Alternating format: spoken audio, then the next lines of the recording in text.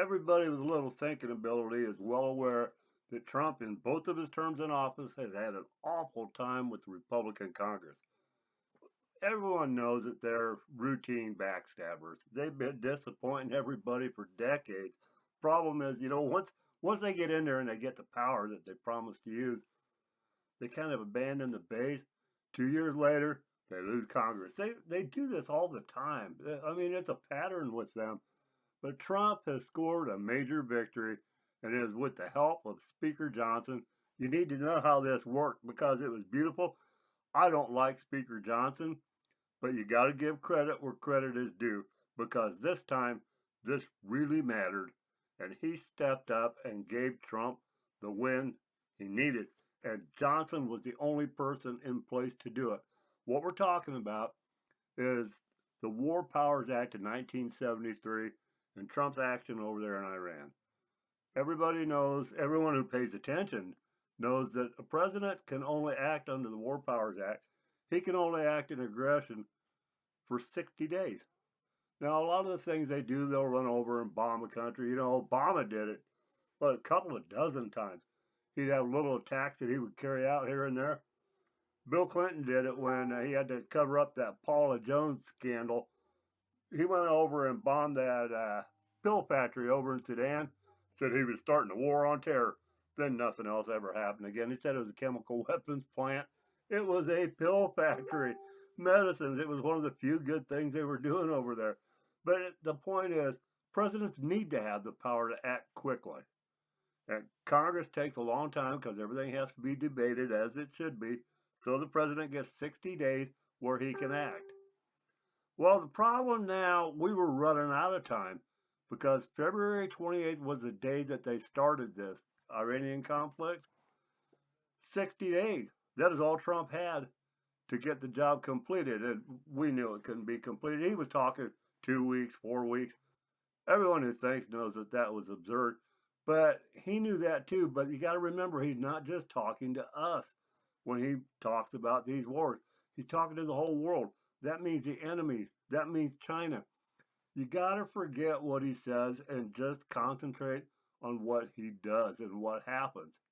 That's where the real game is played because propaganda is necessary during a war to play psychological games on the enemies. So here we are. We're 60 days in. Congress had the power to shut that whole thing down according to the War Powers Act. There was one way around it. And as usual, a couple of weeks ago, we were the only source that reported anywhere in the world of what Trump could do to get out of this. Nobody else picked this up. Nobody in conservative media, nobody in liberal media. We reported it on April 12th. This has never before happened in history, but I was watching what needed done, and the only way to achieve it was the ridiculous ceasefires. Everyone's been frustrated. Why are they having ceasefires? Why are they talking to Iran? What are they doing? What's going on? It was brilliant because of the fact, since there is no ceasefire negotiations going on, and it is just a waste of time, we haven't been shooting them up. That means there's no aggression. It was Operation Epic Fury. Trump went in there with Operation Epic Fury. He had all the shock and awe stuff there in the beginning, killed all the bad guy leaders at the top at the current time, killed the second row down. That was all well and good. That all needed to happen. Unfortunately, Trump, Hegseth, and General Kane, they were so successful with planning and executing the operation from the very start. They killed so many layers of leaders, nobody even knows who is in charge anymore. All of the top people and the people that move up to replace them, they've all been killed. Now we're down to the levels where these people are fighting each other for power because nobody was in line. None of these people who are so-called leaders over there were in line to become the next leader. All of a sudden, they've got this opportunity in front of them, and there's a lot of infighting and bickering going on between them. And that's going to get violent, and of course, Trump is waiting on that. That's the beauty of this blockade. Let them kill each other because they're going to.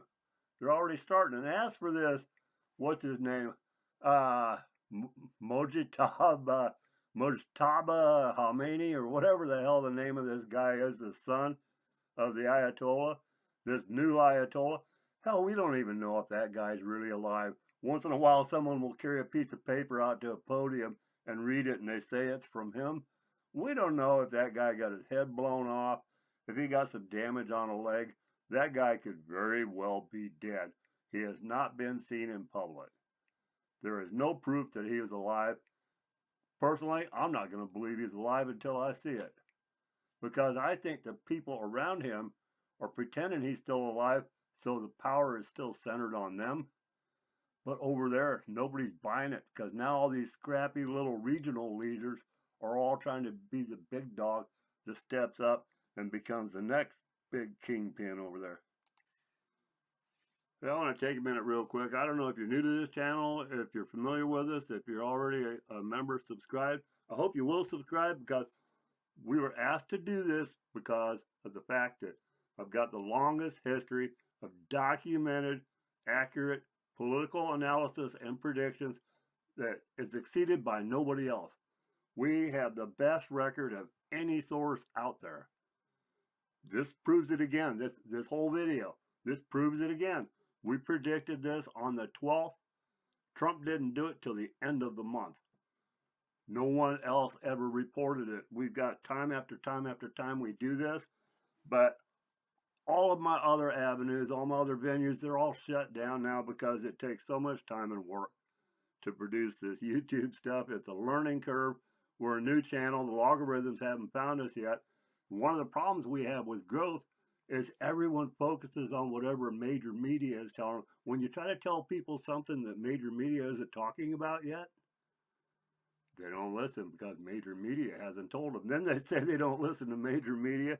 Believe me, that's a problem. But then later on, when it's found out that we're right, we go ahead and, hey, you know, here we go. It happened. It happened. Everyone said, well, yeah, we know that. But they didn't know until after it happened. They're always running behind of what is really going on. So if you want to be ahead of the game, ahead of what's going on, I hope you like and subscribe. Please comment. If you got something else you'd like to hear about, please comment and let us know. Because right now, the next things are, they've got to figure out who the heck is running things over there. As we said from the start, Iran is not out of weapons. They're not out of Navy. They're not out of missiles. They're not out of drones. They are still dangerous. Trump had to say otherwise because he's playing psychological games on our enemies in the world. But they've still got a lot of arms. They're still dangerous. That's why we didn't take Carg Island. They're still dangerous. But then we hit a stalemate because Iran did have enough firepower left to shut down the Straits of Hormuz. They did have another card up their sleeve. As much as Trump was talking about, they don't have any missiles, they don't have any Navy, they don't have... Well, they've been using missiles and Navy and drones to shut down the Strait of Hormuz. It hasn't been safe. This is not a slam dunk easy war against an unarmed army of sand dwellers, okay? As much as I don't like them, they still got some tricks up their sleeves. They've got stuff buried underground just like those guys in Gaza did. They aren't out of weapons yet. So, since we know it's going to take more than 60 days, Trump needs more time. You call a ceasefire. You pretend that the whole thing is over. It's over. We're going to hit a deal. We're making real progress. We got the right guys. Yeah, we're getting progress. You keep the ceasefire going. Well, time ran out, and it was time for Congress to act on it. And all the questions came up. Everybody was positioning. The Democrats were all ready to say, no, Congress cannot give Trump any more power under the War Powers Act. We already lost this war. Let's get back home.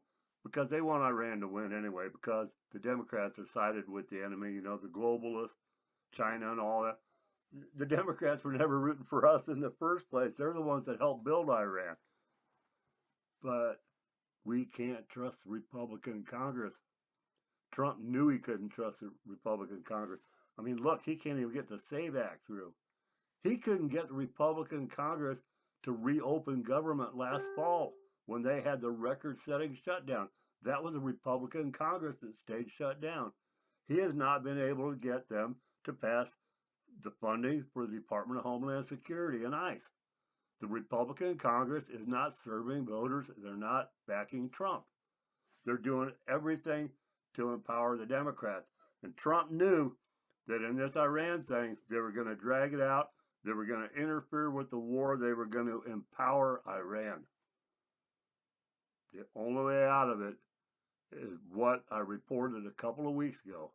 There is one possibility that's never been done ever in history of America, and that is Speaker Johnson came out when it was time for Congress to act, said, well, we could vote on this war powers, except there's no war. He said, we're in a conflict right now. We just got soldiers over there on ships. And it's like I said in the video when I was talking about that possibility a couple weeks ago. Sure, there's soldiers sitting on ships. That's what ships do. They're a Navy. They sit out in the water. They're just sitting out there in the water. Sure, it's a blockade, but that's not hostilities. That's not war. Bingo. Mike Johnson nailed it. And you know darn well that he did it from a plan developed in conference with Hegseth, Kane, Rubio, and Trump. Those four minds put together are a very, very sharp team. They nailed it. They came up with the perfect thing. Johnson cooperated with them. He was in the meetings. He cooperated because he was the link to Congress. Johnson, as the Speaker of the House, was able to shut it down, cut it off, and not even bring it to a vote because there is no legal justification for a vote since we are not in a conflict right now. We've had a ceasefire. We've been at peace for a couple weeks, right? It's over. Now, if they want to restart it, all they got to do is say, this isn't Operation Epic Fury anymore. This is Operation Final Blow. This is Operation, hey, let's go get that uranium. They can call it anything they want, but it's a different operation. That 60 days starts counting all over again. This is all we've got to do to get around that War Powers Act that the Democrats and Republicans both wanted to use to cripple Trump. But it's just the House that did this. John Thune over in the Senate would not have done this. John Thune would have stabbed Trump. But the Senate is out of it because it's the House where this has to originate because it comes down to a spending bill. Whether or not they're going to finance more aggression. A continuation of the Iran war. Well, there's nothing to finance. Boom, it's out. There isn't a damn thing the Senate can do about it. There is nothing the Republicans can do about it. Mike Johnson, Speaker Johnson, who I've said many times, I don't care for. He's screwed up a lot. He's faked a lot of stuff. But this time, the chips were down. Trump's back was against the wall. Congress could have destroyed everything he tried to do in Iran. He could not have continued legally. And Trump can be forceful. He can be manipulative, as he should be. You've got to be a master planner. You've got to be able to plan and be sneaky when you have to, as long as you stay within the law. Trump does stay within the law. And there's no clear-cut way around it. If Congress would have said no, he'd have had to stop. Johnson stepped in, saved him, saved the entire Iran war effort. Trump probably can't beat up on him now so much about the SAVE Act. He can still beat up on the Senate. Anyway, credit where credit is due. This one worked out right. Speaker Johnson got it right and saved the entire Trump-Iran war plan. Of course, it's not really a war, is it? But it's going to be about any day now because there's another one getting ready to start. And we're going to hit them. We're going to hit them hard. Already talked about that in the last video. But thank you, Speaker Johnson, for getting it right. We got to keep getting it right. If we do, maybe God will continue to bless this great country of ours. Thanks for listening.